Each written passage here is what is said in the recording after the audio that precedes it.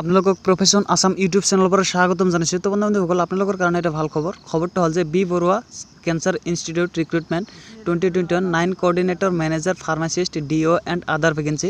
তো বন্ধুসকল আপোনালোকৰ কাৰণে বি বৰুৱা কেঞ্চাৰ ইনষ্টিটিউটৰ পৰা 9টা কোঅৰ্ডিনেটৰ মেনেজাৰ আৰু ফাৰ্মাচিষ্ট DOৰ ভেকেঞ্চি ওলাইছে। তো বন্ধুসকল আপোনালোকে যদি ইণ্টাৰেষ্টেড আৰু ইলিজিবল হয় এইটোৰ কাৰণে তেনেহ'লে আপোনালোকে এপ্লাইটো কৰিব পাৰিব। তো বন্ধুসকল আপোনালোকে কেনেকুৱা কোৱালিফিকেশ্যন হ'লে এইটোৰ কাৰণে ইলিজিবল হ'ব। তো বন্ধুসকল আপোনালোকে ভিডিঅ'টো স্কিপ নকৰাকৈ শেষলৈকে চাই থাকিব আৰু আপোনালোকৰ এইটো কেতিয়া আপোনালোকৰ এপ্লাইটো লাষ্ট ডেট আৰু আপোনালোকৰ তো বন্ধুসকল এইটো এপ্লাইটো আপোনালোকৰ অনলাইনতো নহয় অফলাইনতো নহয়, আপোনালোকৰ ডাইৰেক্টলি ইণ্টাৰভিউটো হ'ব।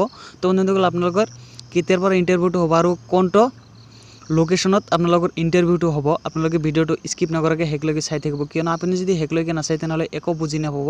তো বন্ধুসকল আৰু আপোনালোকৰ ওচৰত এটা ৰিকুৱেষ্ট কি, আপুনি যদি প্ৰফেশ্যন আসাম ইউটিউব চেনেলটোলৈ নতুন হৈ থাকে তেনেহ'লে চেনেলটো ছাবস্ক্ৰাইব কৰি বেল আইকনত প্ৰেছ কৰি ৰাখিব, কিয়নো এনেকুৱা নতুন আপডেট ৰেগুলাৰলি পাই থাকিবলৈ। তো বন্ধুসকল চোৱা যাওক নটিফিকেশ্যনটোত কি লিখা আছে। Doctor B Barooah cancer institute Guwahati walk in date 24/33/2021। তো বন্ধুসকল এইটো আপোনালোকৰ কাৰণে ৱাক ইন ডেট ইণ্টাৰভিউ ডেটটো হ'ব আপোনালোকৰ 24 মাৰ্চৰ পৰা 30 মাৰ্চলৈকে এইটো ইণ্টাৰভিউটো আপোনালোকৰ চলি থাকিব। তো বন্ধুসকল doctor B Barooah cancer institute Guwahati has released a notification for the recruitment of 9 coordinator manager pharmacist data entry operator and other vacancy interested and eligible candidates may apply here. তো বন্ধুসকল যদি আপুনি ইণ্টাৰেষ্টেড আৰু ইলিজিবল হয় এইটোৰ কাৰণে তেনেহ'লে এপ্লাইটো কৰিব পাৰে। বি বৰুৱা কেঞ্চাৰ ইনষ্টিটিউট বায়' ছেটিছফেকশ্যন। তো বন্ধুসকল এইটো হ'ল পোষ্টৰ সংখ্যা এটা, educational qualification MSc in statistics from a recognized university with minimum 2 years working experience with similar responsibility। তো বন্ধুসকল আপোনালোকে এইটোৰ কাৰণে যদি এপ্লাই কৰিব বিচাৰে তেনেহ'লে আপোনালোকৰ MSc ক্লিয়াৰ থকা হ'ব লাগিব আৰু ষ্টেটিষ্টিক্সটো আপোনাৰ মেজৰ থকা হ'ব লাগিব আৰু মিনিমাম 2 বছৰ আপোনাৰ ৱৰ্কিং এক্সপিৰিয়েঞ্চটো থকা হ'ব লাগিব। ক্লিনিকেল ট্ৰায়েল কোঅৰ্ডিনেটৰ এইটোৰ পোষ্টৰ সংখ্যা হ'ল 2টা, educational qualification MS or BDS or BHMS or MSc with postgraduate in clinical research or health or life science with minimum 2 years working experience with similar responsibility। তো এইটোৰ কাৰণে যদি আপুনি এপ্লাই কৰিব বিচাৰে তেনেহ'লে এইটোৰ কাৰণে আপোনালোকৰ BAMS or BDS or BHMS or MSc আপোনাৰ পোষ্ট গ্ৰেজুৱেট হ'লে আপোনালোকে এপ্লাইটো কৰিব পাৰিব আৰু এইকেইটা আপোনালোকৰ 2 বছৰ ৱৰ্কিং এক্সপিৰিয়েঞ্চ থকা হ'ব লাগিব। ৰিচাৰ্চ নাৰ্ছৰ পোষ্টৰ সংখ্যা হ'ল 2টা, educational qualification BSc nursing with minimum 2 years working experience. এইটোৰ কাৰণে BSc নাৰ্ছিঙৰ কাৰণে আপোনালোকে ৰিচাৰ্চ নাৰ্ছৰ কাৰণে আপোনালোকে BSc নাৰ্ছিংটো কমপ্লিট থকা হ'ব লাগিব আৰু 2 বছৰ আপোনাৰ ৱৰ্কিং এক্সপিৰিয়েঞ্চটো থকা হ'ব লাগিব। ফাৰ্মাচিষ্টৰ কাৰণে এটা post, educational qualification B pharma with minimum 2 years working. তো বন্ধুসকল ইয়াত আপোনালোকৰ কোৱালিফিকেশ্যনটো লাগিব বি ফাৰ্ম আৰু লগতে 2 বছৰ আপোনাৰ ৱৰ্কিং এক্সপিৰিয়েঞ্চটো থকা হ'ব লাগিব। প্ৰজেক্ট মেনেজাৰ এইটোৰ পোষ্টৰ সংখ্যা হ'ল 2টা, educational qualification BAMS or BDS or BHMS or MSc। তো বন্ধুসকল এইটোতো আপোনালোকে MSc BAMS BDS or BHMS এইটো ডিগ্ৰীটো থকা হ'ব লাগিব। যদি থাকে আপোনালোকৰ এইকেইটাৰ মাজত যিকোনো এটা আপোনালোকে এপ্লাইটো কৰিব পাৰে আৰু আপোনালোকৰ ইয়াত 5 বছৰ ৱৰ্কিং এক্সপিৰিয়েঞ্চটো থকা হ'ব লাগিব।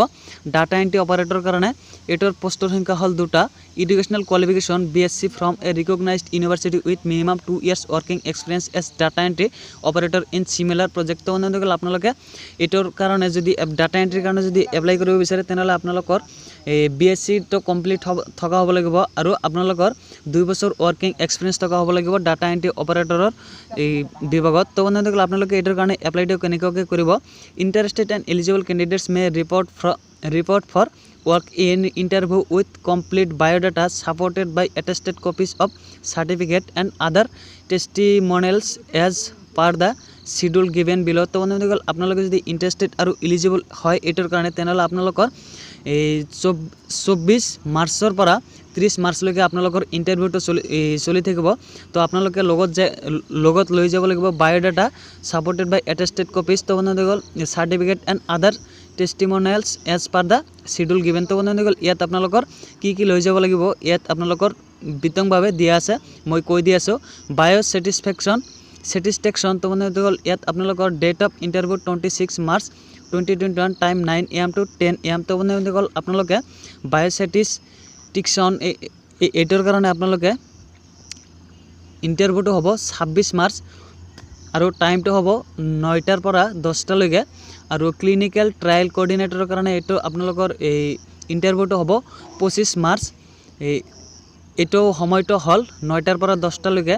Research nurse date of 26 March 2021। তো বন্ধুসকল এইটো 10টাৰ পৰা 11টালৈকে। এইটো যিসকলে ৰিচাৰ্চ নাৰ্ছৰ কাৰণে এপ্লাই কৰিব। ফাৰ্মাচিষ্টৰ কাৰণে ডেট অফ ইণ্টাৰভিউ এইটো 26 মাৰ্চ। এইটো টাইমিংটো হ'ল 10টাৰ পৰা 11টালৈকে। প্ৰজেক্ট মেনেজাৰ হ'ল ডেট অফ ইণ্টাৰভিউ এইটো 25 মাৰ্চ। টাইমটো হ'ল 10টাৰ পৰা 11টালৈকে।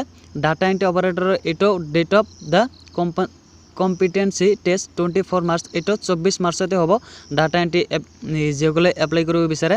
তো বন্ধুসকল 24 মাৰ্চ 9টাৰ পৰা। চ' বন্ধুসকল এইটো 24 মাৰ্চৰ পৰা 30 মাৰ্চলৈকে আপোনালোকে এপ্লাইটো ইণ্টাৰভিউটো এটেণ্ড হ'ব পাৰিব। ইয়াত আপোনালোকে 10টাৰ পৰা আৰম্ভ হ'ব।